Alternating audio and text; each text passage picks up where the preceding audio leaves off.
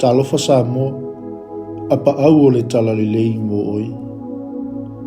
O fea o le whaalata, ma le whaitatala e sili o na leanga. Whai mai le mau a isi tangata. E sili atu o na leanga le ola whaalata, na ilo le whaitatala. Ai tutusa le lei le leanga o mea i e lua, e pei o na whai mai ei le poto o Solomona. Ua whaalata oe se tangata po sa uo. E se le leanga o lea mea, na e tali tonuina, ma tuu atu i ailo whaatuatuanga.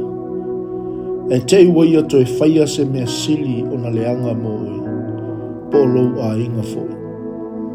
Ia mana tua, whai mai le poto o Solomon, whaata o to e sifulumaltasi, foi upo e sifulumaltolu.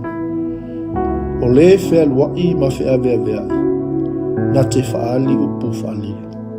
A o le ua loto wha mauni, na te tanu mai le upu.